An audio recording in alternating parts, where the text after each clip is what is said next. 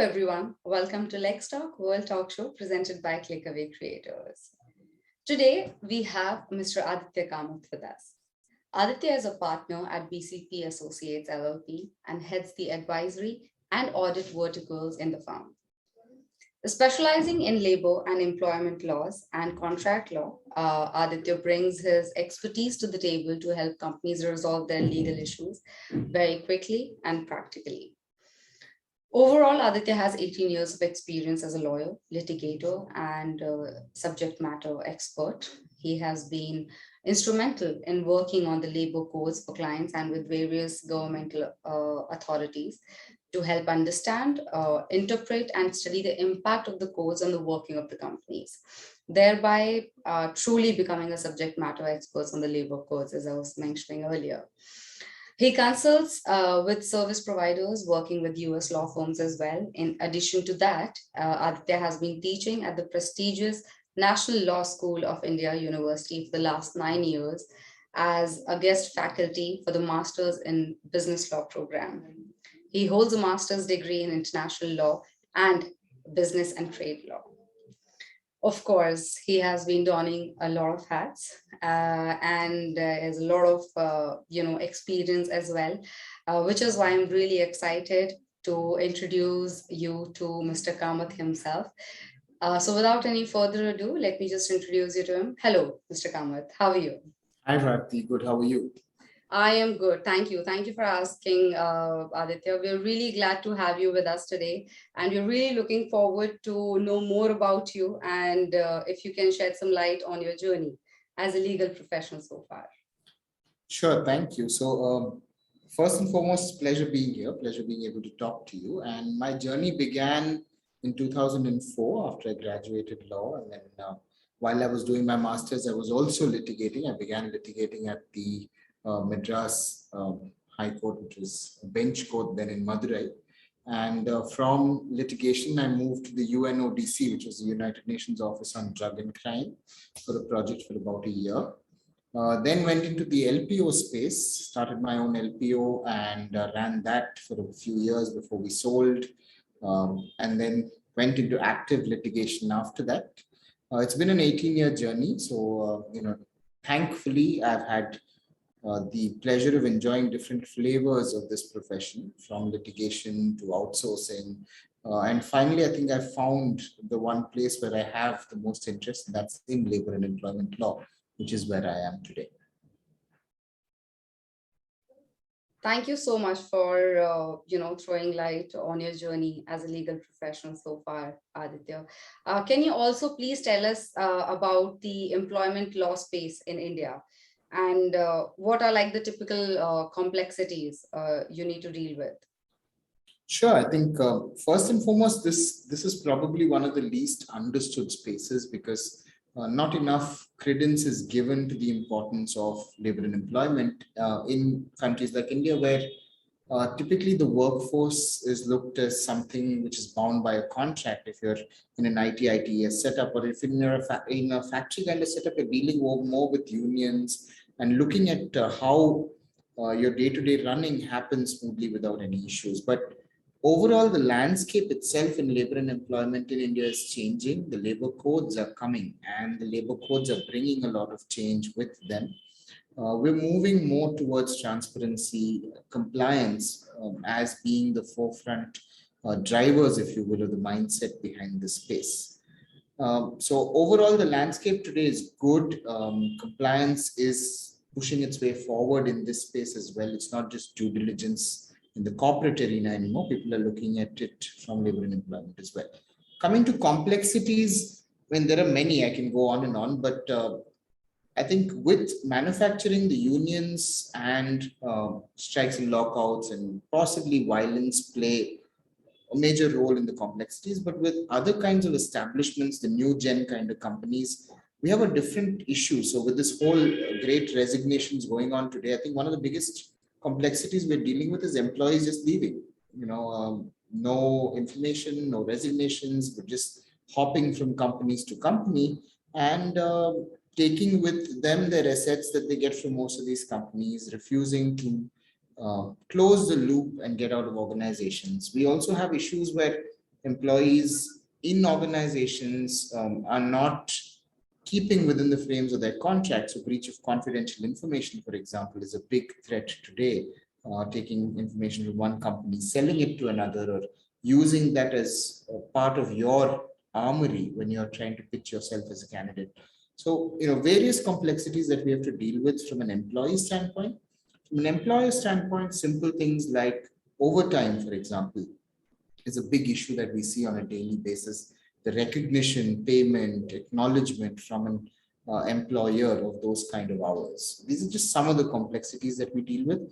But typically on a day-to-day basis, I'd say we have about 10 to 15 varied issues that come before us for us to handle. Thank you so much for answering that question, Aditya. Thank you for sharing the insights. Now, a very trending question, because the pandemic has actually seen, workplace shift to the home, and the technology coming into the picture, and everything has changed drastically in the legal space. So, is this like a sustainable model, and what are the risks from an employment law perspective?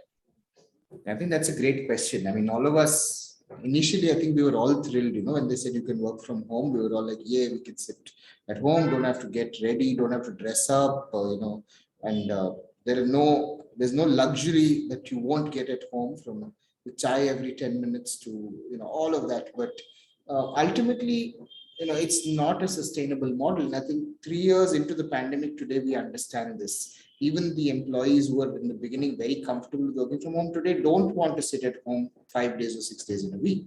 You want to get out, you want to get to work, you want to meet your colleagues face to face. So simply from a human perspective, I don't think it's sustainable. But also from a legal perspective, I do not find that this is a sustainable model, because there are a lot of issues that crop out of work from home, which the laws today don't account for.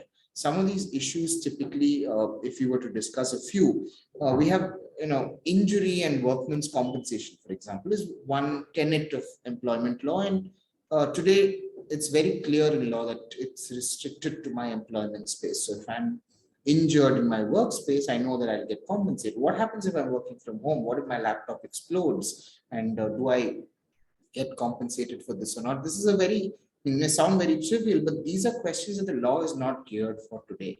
So these issues are some things that we're going to face. And overall confidentiality, I think, is one of the biggest risks. May not be from work from home, but most companies also came up with a work from anywhere policy.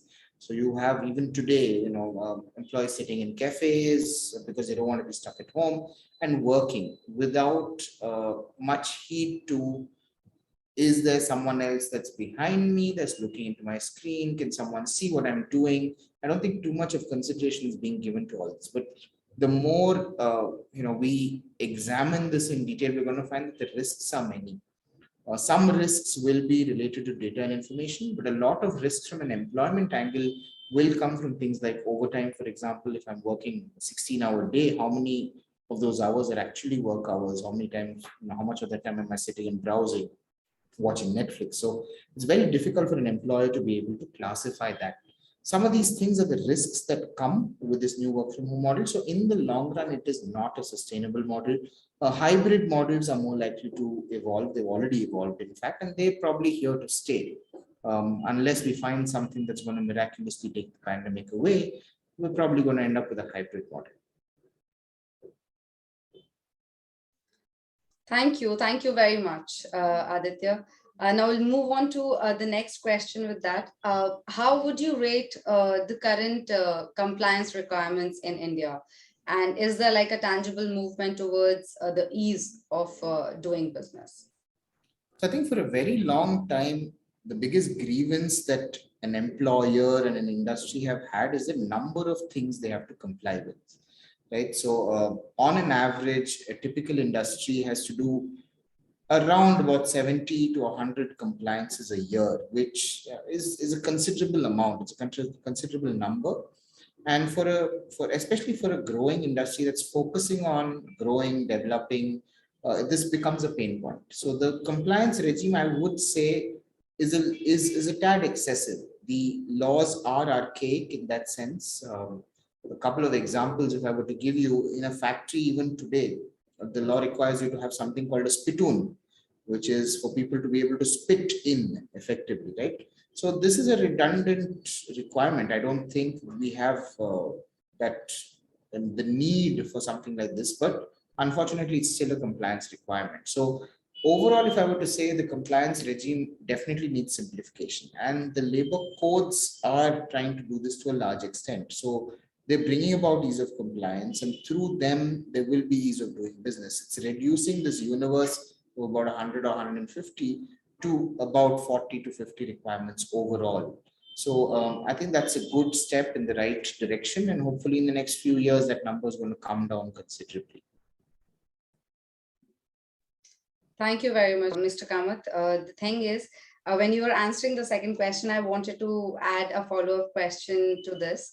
As we have seen a lot of things happening, we have, because of the pandemic, the technology coming into the picture, the scenarios have changed completely. I kind of, hear from people, especially the senior legal industry experts, that they did not even think of this day that the virtually course will be moving.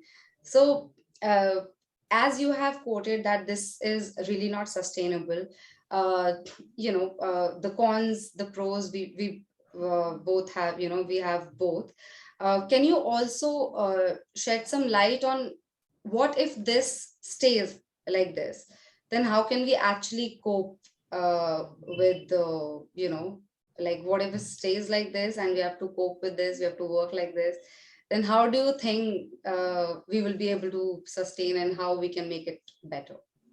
Well, I think that's a good follow-up. So here, what happens? Technology ultimately is the boon that we have. It's allowing us to survive a situation like what we're in today, right? Minus technology, I don't. If you take yourselves back or take ourselves back even 15 years, we would not have been able to survive a pandemic like this, especially from a work angle. So, are we geared to survive a long-standing pandemic where things are virtual? The answer is yes. From a technology standpoint today, even courts, the documentation, the number of papers that you would need to file in court, all of those things have gone away, right? So if the question is only, are we able to? The answer is yes, we are able to. So if this were to become a permanent feature, we will evolve. The human race, I think, has always been known to adapt and evolve, and we will, including the legal profession, right? So it is something that can happen and can sustain, but I don't think this is what we would enjoy doing, and this would not be the optimal environment for us to flourish, because you would see that. I mean, manufacturing, let me take that example, is never going to be virtual, right? You're going to always have to have people go in. So if you need segments like these to continue to survive, I think even the legal profession will require that personal touch, that human touch, and it's not going to go virtual completely. Thank you so much for answering that question. I kind of was thinking about it, so I thought I'll just, it kind of popped up in my head. So thank you so much. I'm just going to ask one more question. As we are in the era of legal technology, what are like the mostly common use tools? Like, I'm sure this is Zoom, but what else do you use? See, as lawyers, the most used tool for us is Microsoft Office. I don't think there's a tool that we use more than that, but there are lots of technology tools that we at BCP use because we have varied offerings. We have some tools that we've built in-house. For example, we provide an audit service. This is a legal compliance audit that we do for companies to see if they're complying with labor laws. So to facilitate that audit, we do have a in-house tool which does use, I know these are catchphrases, but machine learning and AI, in order to give you a sustainable compliance report and model that you can use going forward. We have a couple of other in-house repository tools as well. But commercially available tools for lawyers, I mean, typically for us, research tools make the most sense. So from LexisNexis to Manupatra, these are platforms more than tools that allow us to research. Zoom, any other virtual meeting tools play a big role. We also have some office and file management tools that play a big role in our space, which help us manage our files, help us get dates in order, ensure that we're timely towards whatever deliverables we have. and help us manage time internally as a firm. So overall, that's the bucket of technology that we use. But I think more and more we're getting used to the technology, and it's becoming more and more difficult for us to survive without it. So in the long run, I think these tools are going to be a major part of our working way, compared to what they were earlier. Thank you very much, Aditya. I'm loving this conversation, but sadly, we are coming to an end of this interview. But before I let you go, can you also let our viewers know that what is the one thing that companies entering the Indian market must bear in mind, from an employment law perspective, as we have been on the topic? I think the biggest thing that companies need to keep in mind is that India is not an employment at will jurisdiction.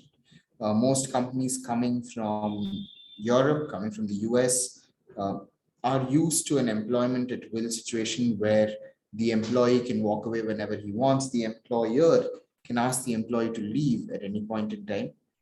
Indian law is different. It doesn't work like that. And when you come into the Indian market, you must be prepared to comply with the Indian legal requirements 100%, because we are not a regime that tolerates non-compliance. So that, I think these points, if a company were to keep in mind before it entered an Indian market, it can plan accordingly and make sure it has the right strategy and the right people in place. That is a great insight, Aditya. And actually, that's one thing that kind of, as a layman who has nothing to do with the legal industry, it's kind of something which everybody, thinks about. And when you say that the Indian system is very much, focused on the compliance, and we have certain rules and regulations in place. So that was a great insight. And I'm sure our viewers are going to learn a lot from this interview. Thank you so much. It was a pleasure having you with us today. And I'm really looking forward to some more conversations like these where we can talk about some other trending topics in the legal space. So thank you so much. Thank you for having me. I've enjoyed this conversation. Thank you so much, Aditya. And for our viewers, if you like this chat with Mr. Kamath, please like and share this video, and do not forget to subscribe to ClickAway Creators YouTube channel to appreciate what we do, and you have more coming from industry legal leaders like him. This is Bharti for LexTalk signing off. Take care. Bye-bye.